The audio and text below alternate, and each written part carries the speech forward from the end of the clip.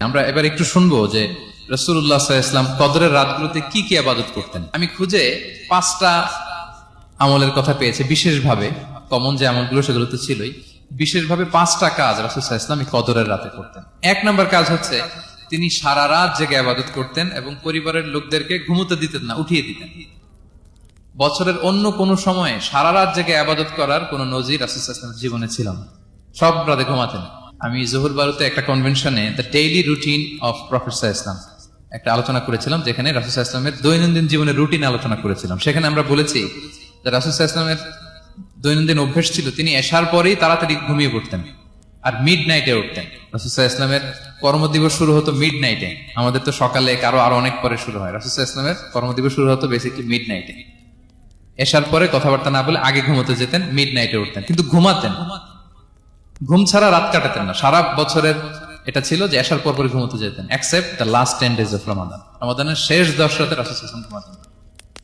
এই 10 দিনের ব্যাপারেই পাওয়া যায় সারা রাত জেগে তিনি ইবাদত। আম্মা জান আয়েশা রাদিয়াল্লাহু তাআলা আনহা বলেন, ইযা দাখালাল আশরু আহিয়াল লাইলা ওয়া আইখাযা আহলা ওয়া জাদ্দা ওয়া শাদ্দাল মিজার। রমাদানের শেষ দশক যখন আসতো রাসূল সাল্লাল্লাহু আলাইহি ওয়াসাল্লাম সারা রাত জেগে ইবাদত করতেন। পরিবারের সদস্যদেরকে জাগিয়ে তুলতেন, স্ত্রীদের ঘুমাতে দিতেন না, জাগিয়ে তুলতেন। ফাতেমা রাদিয়াল্লাহু তাআলা আনহার ঘর পাশেই ছিল, তাদেরকে যে জাগাতেন এবং নিজে সারা রাত ইবাদত করতেনই।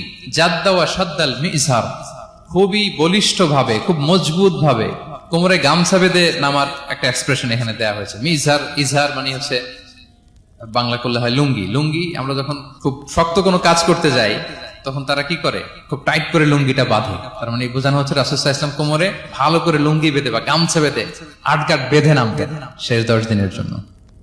এই সময় তিনি মানে কাউকে কেমন যেন চিনতেন না, সবসময় ইবাদতে মগ্ন থাকতেন।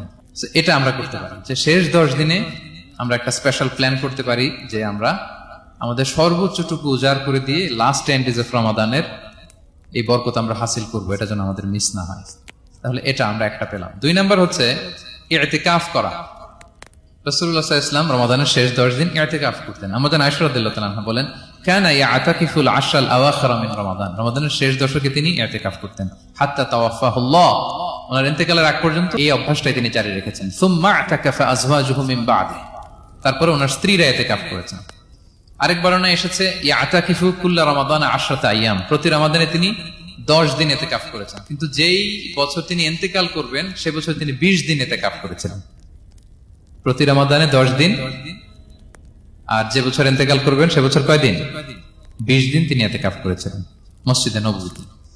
তাহলে আমরা এই রমাদানের শেষ দশকে এটা করতে পারি। 2 নম্বর পয়েন্ট হচ্ছে ইতিকাফ করা। যারা আমরা করিনি তারা আমরা ইতিকাফ করতে পারি। আমাদের আইআইএম এর মসজিদ এটা ইতিকাফের জন্য একটা উর্বর জায়গা। আমরা যখন এই ক্যাম্পাসে ছিলাম তখন দেখেছি যে এখানকার ইতিকাফের পরিবেশ যে এত সুন্দর এটা কল্পনাই করা যায় না, অসাধারণ পরিবেশ। আমরা যেন ইতিকাফ করার চেষ্টা করি। ইতিকাফ করতে না পারলে শেষ দশকের রাতগুলো যেন মসজিদে কাটানোর চেষ্টা করি, তা না পারলেও বাসায় যেন এই রাতগুলো আমরা মিস না করি। বিশেষ করে সেন্ট্রাল মস্কে তো অসাধারণ পরিবেশ, এটা হাইলি রেকমেন্ডেড। ইফ পসিবল আপনারা আসবেন, এখানে ইবাদতের চমৎকার পরিবেশ থাকে। 3 নাম্বার হচ্ছে রাসূল সাল্লাল্লাহু আলাইহি ওয়াসাল্লাম এবং জিবরাইল আলাইহিস সালাম যৌথভাবে কোরআন রিভিশন করতেন। খুব ইন্টারেস্টিং। সারা বছর যেটা নাজিল হতো রমাদানে জিবরাইল আলাইহিস সালাম রাসূল সাল্লাল্লাহু আলাইহি ওয়াসাল্লামকে শোনাতেন, রাসূল সাল্লাল্লাহু আলাইহি ওয়াসাল্লাম জিবরাইল আলাইহিস সালামকে শোনাতেন। সহিহ বুখারীর বর্ণনা, কানা জিবরিলু ইয়ালকাহু ফি কুল্লি লাইলাতিন মিন রমাদান ফায়ুদারিসুল কুরআন। প্রতি রমাদানের প্রতি রাতে এসে রাসূল সাল্লাল্লাহু আলাইহি ওয়াসাল্লামের সাথে কোরআন মুদারাসা করতেন। সহিহ মুসলিমের বর্ণনায়, আন্না জিবরিল কানা ইউআরিদুহু বিল কুরআন কুল্লা আমিন মাররা। প্রতি বছর রমাদানে একবার শোনাতেন বা শুনিয়েছেন। যে বছর তিনি ইন্তেকাল করবেন তিনি 2 বার শুনিয়েছিলেন। আরাদা ইউআরিদু মানে এটা ফ্রম বোথ সাইড। আরবি শব্দটা এমন যে জিবরাইল আলাইহিস সালাম শোনাতেন, এরপর রাসূল সাল্লাল্লাহু আলাইহি ওয়াসাল্লাম জিবরাইল আলাইহিস সালামকে শোনাতেন। কোরআন রিভিশন করা। তো এই শেষ দশকের রাতগুলোতে আমরা যেন বেশি বেশি কোরআন পড়ি।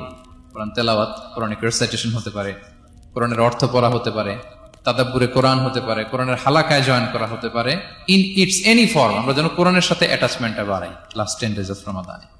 4 নাম্বার কিয়ামুল লাইল করা। রাসূল সাল্লাল্লাহু আলাইহি ওয়াসাল্লাম কিয়ামুল লাইল করতেন এবং কিয়ামুল লাইল শব্দটাকে রাসূল সাল্লাল্লাহু আলাইহি ওয়াসাল্লাম কদরের সাথে জুড়ে দিয়েছেন।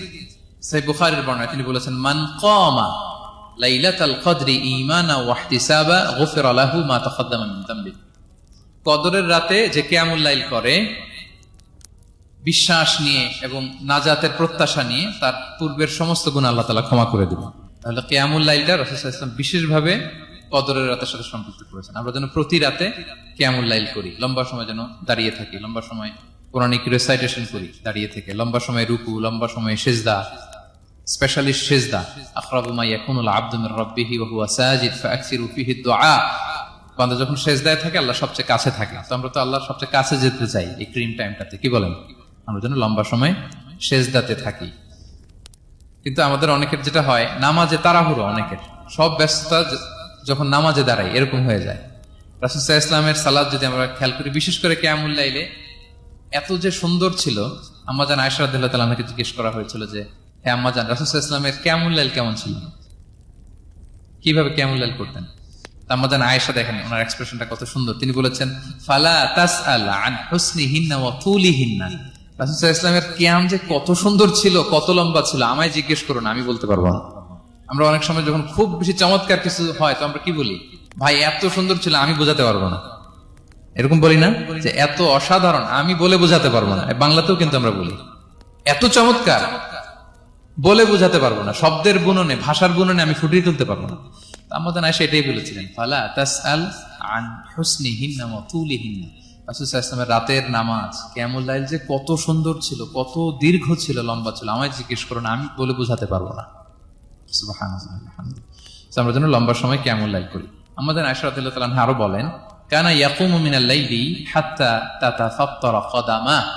এত দীর্ঘ সময় দাঁড়িয়ে থাকতেন, থাকতে থাকতে ওনার পা ফুলে যেত, পা দুটো ফুলে যেত। আপনিও দীর্ঘ সময় দাঁড়িয়ে দেখেন যে পায়ে ঝিম ধরে যাবে, পা ফুলে যাবে, এটা করতেন রাসূল সাল্লাল্লাহু আলাইহি ওয়াসাল্লাম।